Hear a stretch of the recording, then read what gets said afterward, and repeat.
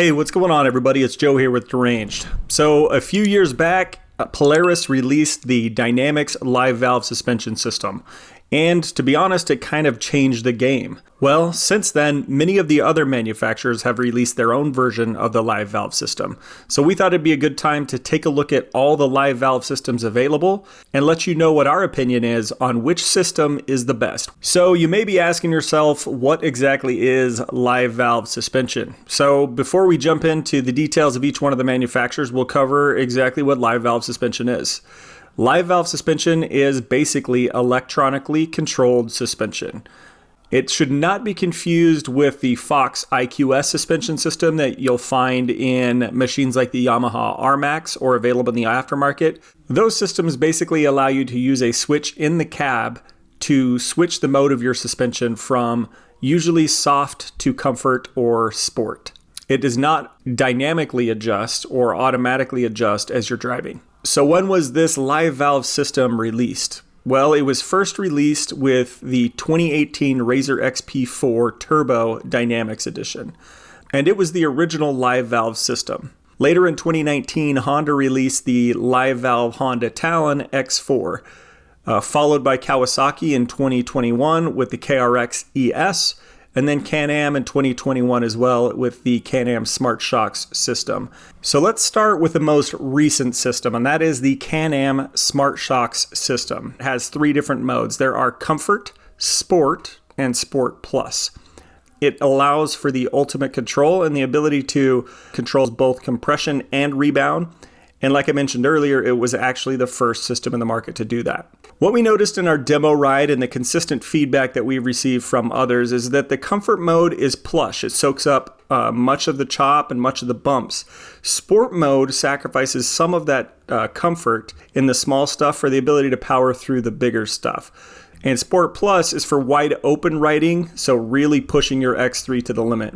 It, combined with the suspension design and the length of the machine, especially in the 4-seat models, allows for a really smooth ride through the rough stuff, through whoops, through heavy desert terrain. It really does handle really well in that Sport Plus mode and really soaks up just about anything you can throw at it. Next is the Kawasaki ES model of the KRX. This is also a true live valve system with dynamic control, so adjusting the shocks on the fly with a computer. It, combined with the suspension design of the KRX, gives it a really great ride. The Kawasaki system has three different modes. There is soft, normal, and firm. Soft is a nice plush ride. It's great for trails and soaking up the chop. Great for just everyday, regular putting around mountain trail riding. Normal is still pretty plush, but it's ideal for speeds that are more like 20 to 40 miles per hour. So, you're pushing it a little bit, you're getting a little bit higher speed through the trails, and you want to have suspension to be able to soak up some of the bigger bumps. And firm is definitely firm. Firm keeps you tight in the corners, and it's ideal for higher speeds when you're wide open, when you're really trying to push your KRX to the limits. A benefit to the Kawasaki system is it comes with a screen that gives you real-time suspension info and additional benefits like CV temp, engine management details, and audio details. Next is the Honda Talon. They released their live valve system with the 2019 Honda Talon X4 live valve. Honda's system is again dynamically controlled. It has two modes. There are Sport and Normal. Normal provides a solid ride and it really helps smooth out some of the choppy stuff. So really, Normal is your everyday riding. It handles really anything from 0 to 40 miles an hour. With that said, it does adjust regardless of your speed. Sport stiffens the suspension and allows for tighter cornering and aggressive play. So if you want to try to push your Talon to the limits as well, then you're going to want to put it in sport mode, and it does tighten up that suspension quite a bit. When you slow down and kind of putt from one aggressive section to the next, you'll feel it, you'll notice it. But when you're really trying to be aggressive with your driving, you will notice that the sport mode does stiffen the suspension, allow for that tight cornering, allow for you to handle the larger jumps, the whoops, that kind of stuff. Another thing I'll say about the Talon is I feel like the system is limited by the suspension travel on the X4 live valve. But the X models do have less suspension travel than the R models, and it does affect the quality of their ride. Another thing I'll say about the Honda Talon system is they really could use three different modes. In my opinion, they'd be better served by having a comfort mode that really gives you the suspension as soft as it could possibly be, a normal mode for your everyday riding, and then a sport mode for when you want to get aggressive. The normal mode on these machines, it's been my experience anyway, just isn't quite as plush as it could be, and I feel like if they added that comfort mode to their system, it would really benefit the system overall. Lastly, let's talk about the Polaris Dynamix system. So like I said in the beginning, the Polaris system was the first on the scene, and it's now available in two different systems. So there is the Dynamix 2.0 system on the Razor Pro XP, and Dynamix DV available on the Razor Turbo R and the Razor Pro R. So the difference between the two systems. So your Dynamix 2.0 system has 3 modes, and it controls just your compression. It does not control your rebound. The Dynamix DV system has 4 modes, and it controls both compression and rebound. Both models include the Polaris Ride Command system that gives you real-time suspension activity in addition to the GPS that it comes with and other benefits. Both models include the "Oh crap" button on the steering wheel, which basically allows you to set the suspension at full stiff with the push of a button when you see an obstacle or something coming ahead that you need to prepare for. A few examples would be a G-out or catching air when you may not have expected it. Our experience with the Dynamix system has been overwhelmingly positive. They've done a great job of tuning the different modes. Whoops are just eaten up. Chop, it disappears in comfort mode. The suspension reacts well with changes to the terrain like hard corners and G-outs and stuff like that.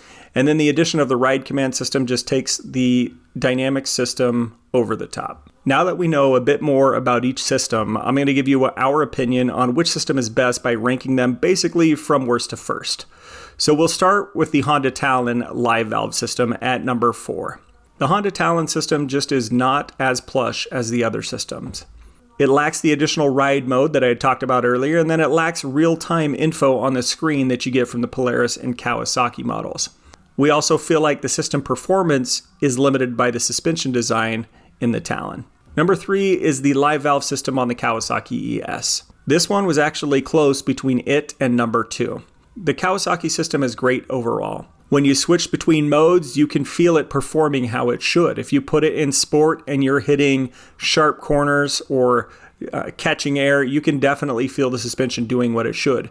When you put it in comfort mode, you definitely feel it soaking up the bumps. Overall, it's a great system. Honestly, with this one, there may be a question on the value of the system, and the only reason why is because the base model KRX rides so darn well. Speaking of value, in addition to the Live Valve suspension system, in the Kawasaki ES model, you also get a screen that includes real-time data of your suspension and the other features we talked about earlier.